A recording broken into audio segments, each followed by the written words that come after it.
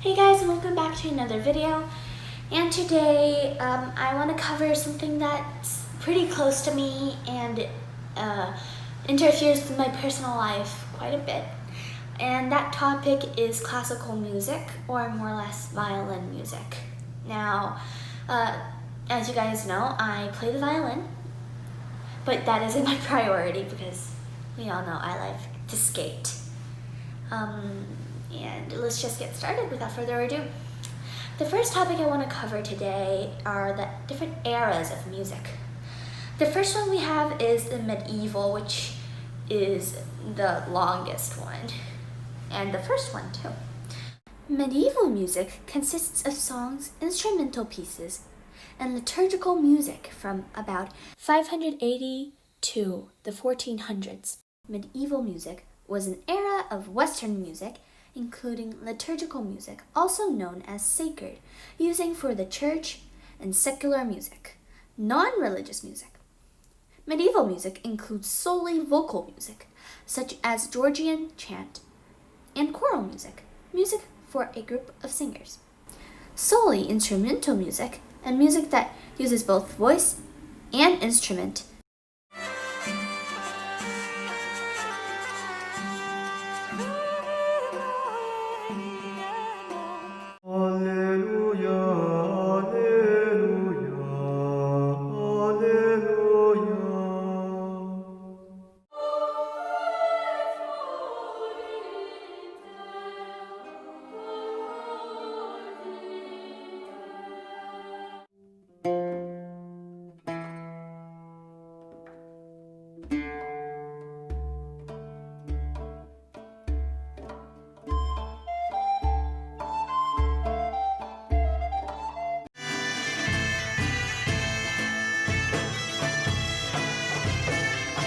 The second one, we have the Renaissance.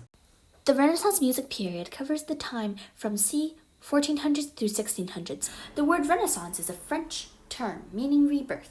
It is used to describe an age of new discoveries and exploration from c. 1400s through 1600s. It was a time of great development in music and the arts. New styles and techniques developed, whilst there was also a rebirth of interest in ancient culture, as artists and composers often drew on inspiration from ancient Greece and Rome. You will often see the music of Renaissance period divided into sacred and secular.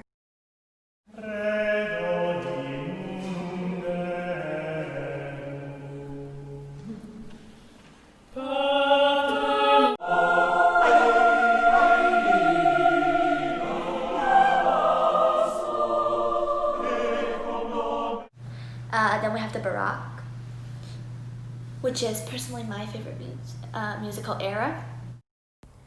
Derived from the Portuguese barroco, or oddly sharp pearl.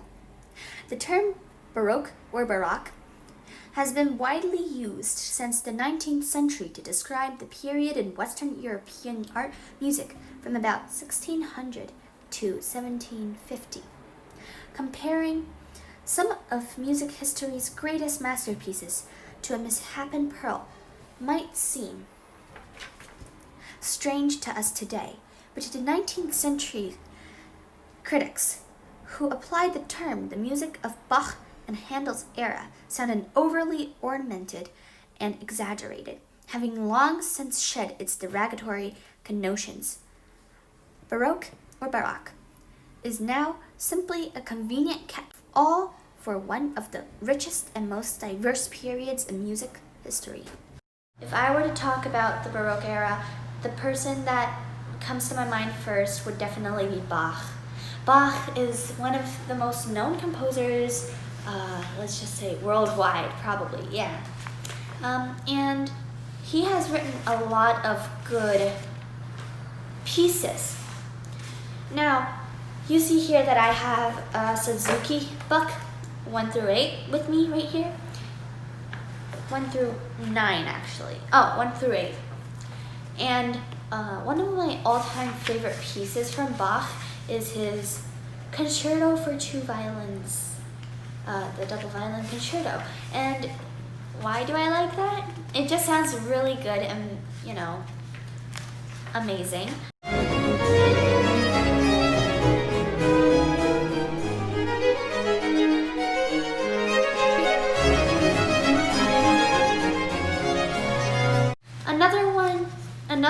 composer that I really much enjoy listening to the music of is G.F. Handel, and he has written quite the amount of stuff in this book, but that will take me some time to find. Oh, another little, I guess, piece that Bach has written is called the 几个舞曲 or Yi, and it's just like a really sweet little piece that Bach has written.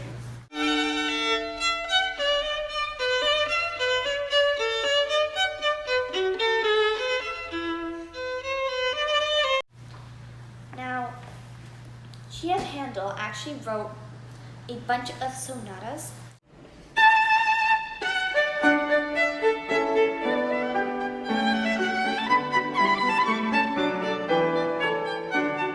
And I have played quite the amount of them because my violin teacher likes to give me sonatas to play.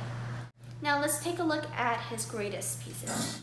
His most re-owned work is the Oratorio Messiah, written in the 1741 and first performed in Dublin in 1742. So Handel is actually quite the composer here, and he's actually one of my favorites as well, with Bach up there, although he's not as well known as Bach.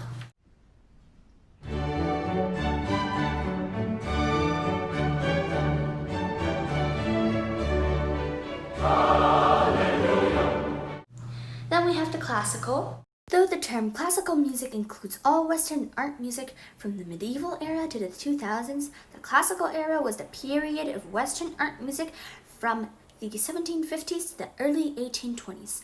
The classical era established many of the norms of composition, presentation, and style, and was also when the piano became the predominant keyboard instrument. Now, you guys probably know these two. These two are like the must-know composers of all time, and that is Mozart and Ludwig van Beethoven.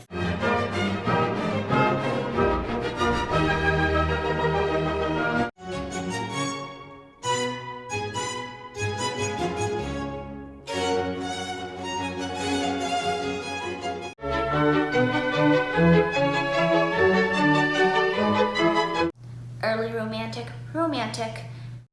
The Romantic period started around 1830 and ended around 1900, as compositions became increasingly expressive and inventive.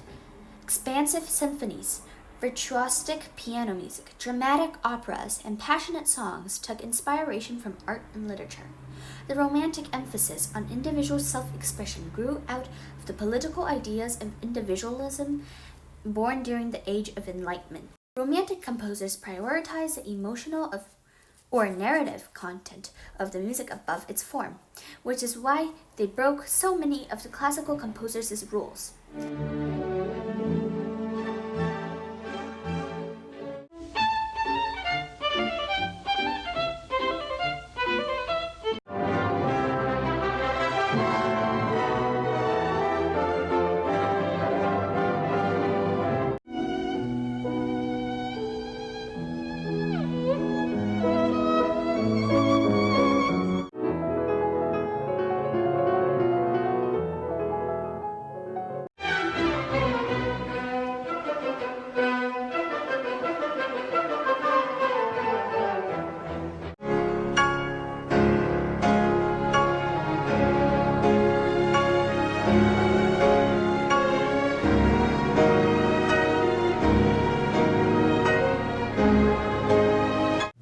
The post-Great War years.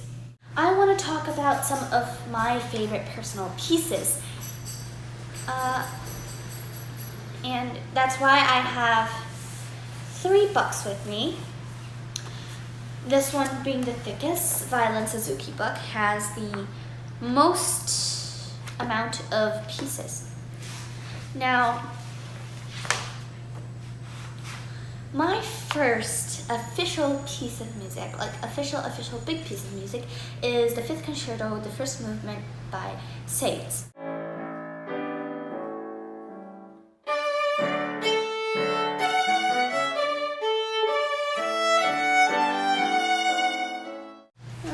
And that has actually remained as one of my favorite songs not songs, my bad, pieces to this day.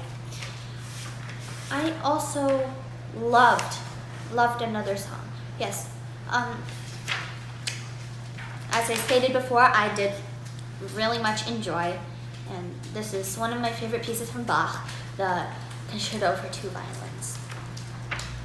Another piece of music that I actually really like is from Vivaldi, The Four Seasons, Spring, because it's just so it gives you a feeling of happiness and flowers blooming once you really hear it and enjoy it. So.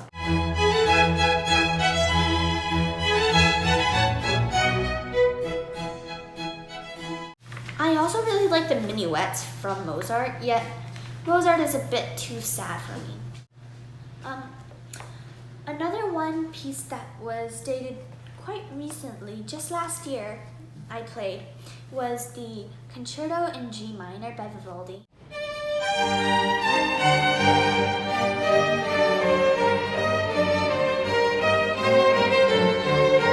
Again, Vivaldi's one of the top tier, let's just say, composers. Oh, and then we have La Folia, Folia 舞曲. And this one is just my favorite all time. Like, this is the song that I love the most. It's just so beautiful, and this song is just so nice as well.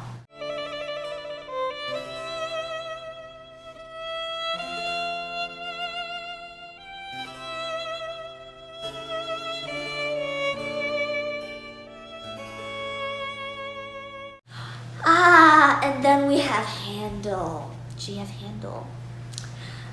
This is Sonata number 3. He did compose this one, as well as Sonata number 4 that was later in the book. But this one was really fun to play for me because it's quite a bit of change throughout the music.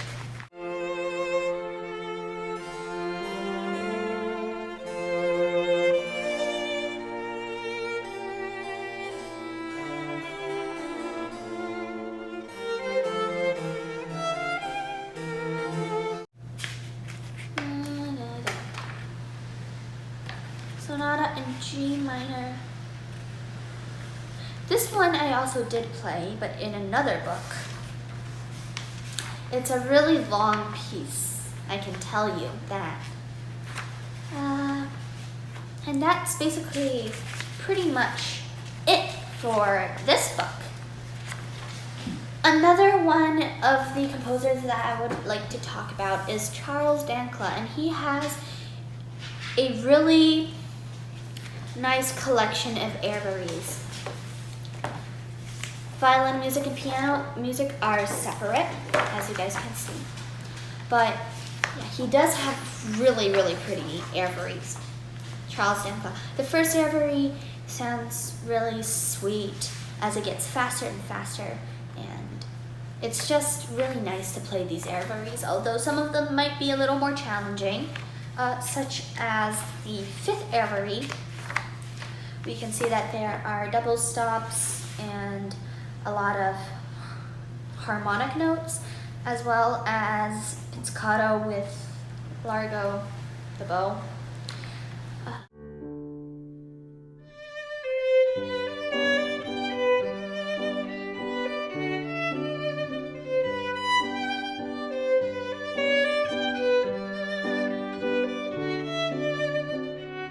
Sweet long bow, and then that's basically the Charles Dankla airvary book, because this book is only 6 pieces, but a very good book for practicing.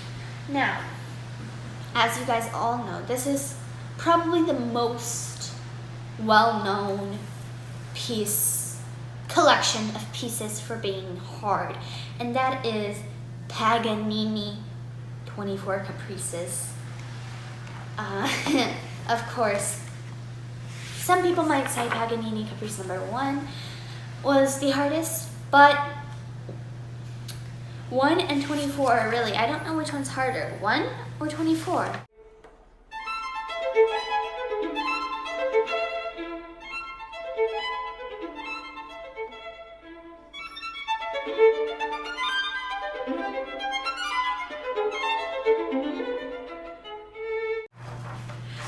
24's theme just overall sounds really nice. Yet one has a bunch of fast notes and really like spread out far apart notes. While 24 might be a little slower than 1 would be, because I can just show you guys how this looks. Look at all those notes. While 24 is a little bit more subtle with the notes, but more in technique.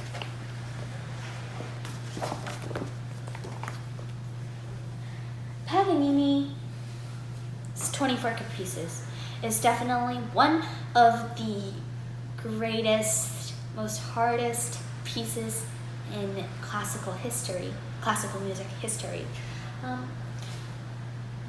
Not only that, Paganini's pieces sounds amazing, and when he composed it, he probably didn't want anybody to be able to play it. Yet a lot of 12-year-olds and 15-year-olds, youngsters who have practiced violin for a long time also play these pieces really well. And that is it for today's video. Don't forget to like, comment down below if you have any questions, and please do subscribe because it will make me personally very happy. Bye, see you guys all next time.